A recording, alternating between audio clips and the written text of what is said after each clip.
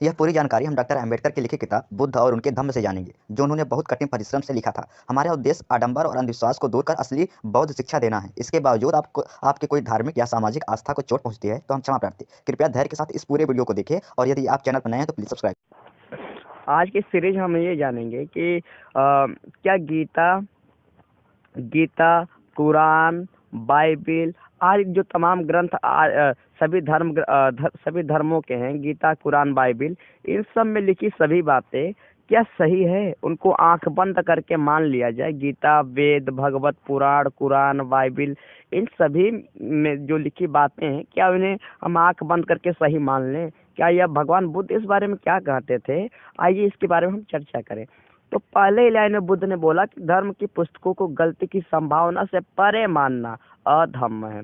अधर्म का अर्थ होता है कि ऐसी बातें जिसका भगवान बुद्ध ने विरोध किया। यानी भगवान बुद्ध बिल्कुल भी ये नहीं मानते थे कि धर्म की कोई भी पुस्तकों में गलती नहीं हो सकती, यानी गलती की संभावना से परे मानना, वे इसको अधर्म बोलते थे। यानी ये धर्म के खिलाफ है, उसमें गलतियां ही नहीं हो सकती है, ऐसा उन्होंने भगवान बुद्ध ने बोला कि भाई ऐसा नहीं है। तो वे इस बारे में क्यों ऐसा कहते थे, इसके बारे में उन्होंने तर्क क्या दिया था, आइए इसके बारे में हम थोड़ा सा चर्चा करेंगे।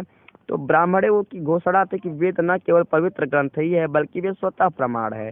तो साहब भगवान बुद्ध पहले जो ब्राह्मण थे, उन्होंने वेदों को क्या बोला कि वेद क्या है? ये स्वतः प्रमाण है, यानी वेद में लिखी गई बातें सभी सत्य। इसका प्रूफ क्या है? इसका प्रूफ खुद वेद है, यानी वेद में जो भी बातें लिख गई है वे क्या है? वे सत्य है, यानी इसके लिए किसी और दूसरे प्रूफ की जरूरत नहीं है।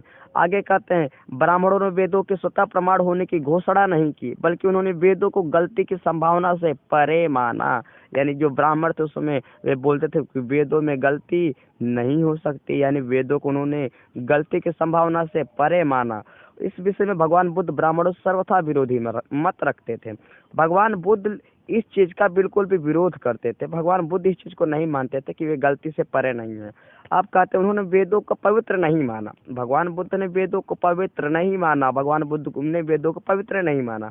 उन्होंने वेदों को स्वतः प्रमाण भी नहीं माना, उन्होंने वेदों को गलती की संभावना से परे नहीं माना। भगवान बुद्ध इन तीनों बातों को नहीं माने कि वेद पवित्र है, वे इस बात को भी स्वीकार नहीं करते थे। वेद खुद प्रूफ है, स्वतः प्रमाण है, इसको भी वे नहीं माने। और वेद में कोई गलतियां नहीं होंगी, इसको भी वे बिल्कुल भी नहीं माने, इसको भी वे नकारे।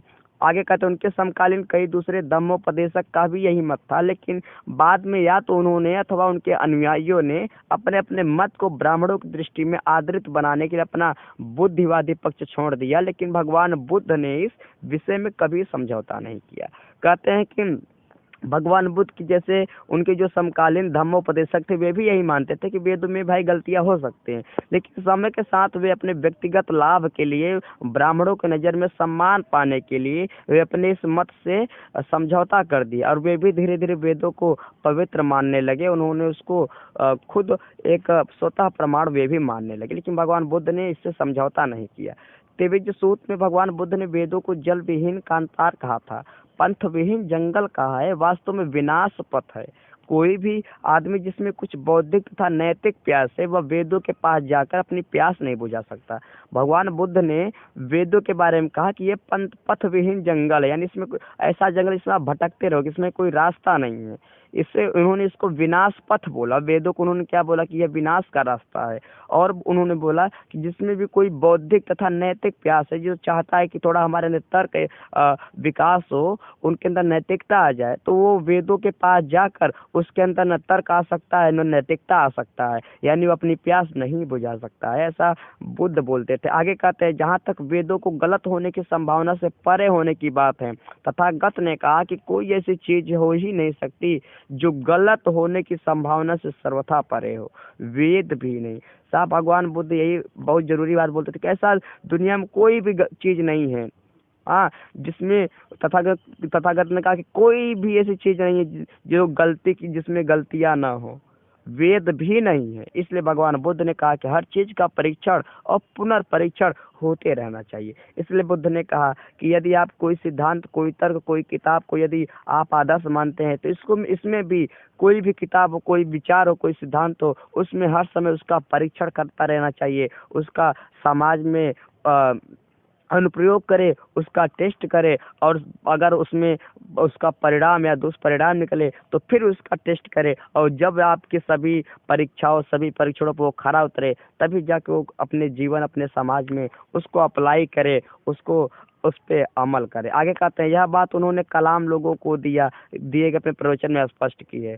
एक बार भिक्षु संघ सहित चारिका करते भगवान बुद्ध कौशल जनपद के केशपुट्टी नगर में आ पहुंचे। वहां नगर कालाम नामक क्षत्रियों की बस्ती थी।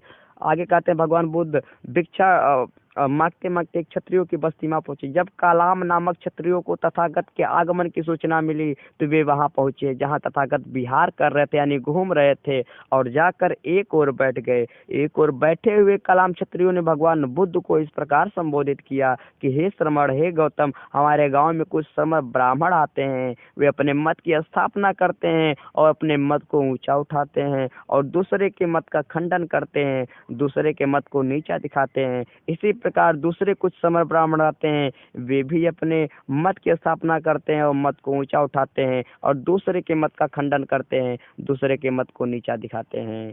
इसलिए हे श्रमण गौतम, हम संदेह में पड़ जाते हैं कि इन श्रमण ब्राह्मणों में कौन सा सत्य बोल रहा है और कौन सा झूठ बोल रहा है। तो साहब, जो उस समय क्षत्रिय थे वे भगवान बुद्ध से अपना संशय बताते हैं कि भगवान बुद्ध, यहाँ पे अलग अलग ब्राह्मण आते हैं और कहते हैं कि मेरा धर्म श्रेष्ठ है, मेरी बातें सही है, और वे दूसरे बाकी जो ब्राह्मण है उनके विचारों के नीचा दिखाते हैं। वहीं जब ये ब्राह्मण आएगा तो इसके अपनी बातों को ऊपर उठाएगा और इसकी बातों को नीचा दिखाएगा। वो कहते हैं भगवान बुद्ध में हम बहुत संशय में कि कौन सी बात सत्य है और कौन सी बात झूठ है। तो इसके बारे में भगवान बुद्ध बोलते हैं कि हे कलामो, तुम्हें योग्य विषय में संदेह उत्पन्न हुआ है, तुम्हारे मन में योग्य विषय में शक उत्पन्न हुआ है, यानी तुम जिस बारे में शक उत्पन्न हुआ वो योग्य विषय इसमें शक उत्पन्न होना चाहिए। हे कलामो, तथागत ने कथन जारी रखा कि किसी बात को केवल इसलिए मत मानो कि वह तुम्हारे सुनने में आई है, किसी बात को केवल इसलिए मत मानो कि वह परंपरा से प्राप्त हुई है, किसी बात को केवल इसलिए मत मानो कि बहुत से लोग उसके समर्थक है, किसी बात को केवल इसलिए मत मानो कि वह धर्म ग्रंथों में लिखी है,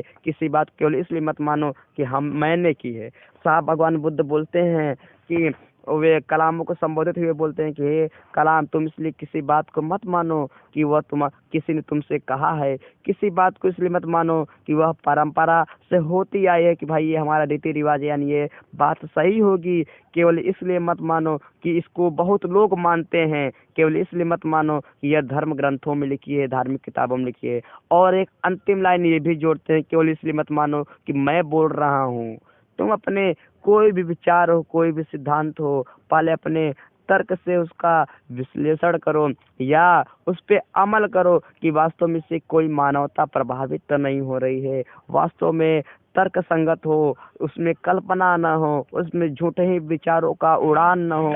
साहब, अगर ऐसी कोई बात आ जाए, अगर आपको लगे कि हाँ ये बात तर्क संगत है, मानव के भलाई के लिए है, इसमें कल्पना नहीं है, इसमें आडंबर नहीं है, विश्वास नहीं है और डर किसी चीज का नहीं है, इसमें किसी व्यक्ति का शोषण नहीं है, आपको यदि ये लगे कि ऐसी बात हो, ये बात हमारे कामगर हो, हमारे कारगर हो, तभी ऐसे बातों को मानिए, चाहे वे खुद भगवान बुद्ध ही क्यों न कहे हों। उनके भी बातों को आप पहले अपने जीवन में तर्क करिए, उनके बातों का विश्लेषण करिए। उसके बाद यदि आपको लगे कि ये बात वास्तव में मानव जात के भलाई के लिए उपयोगी है, तभी उस बात को अपने जीवन में उतारिए, अपने जीवन में अमल करिए। तो साथियों, मुझे उम्मीद आपको ये भी सीरीज पसंद आई होगी। तो यहाँ से हम एक ही चीज अर्थ निकाल पाए कि भगवान बुद्ध ने ऐसे किसी भी धार्मिक ग्रंथ को वे नहीं मानते थे कि उसमें गलतियां न हो। जाहिर सी बात है, किसी इंसान ने लिखा है तो हो सकता है कि इंसान जो उस समय का लिखा हो अपने वर्तमान परिस्थितियों को देखते हुए लिखा हो,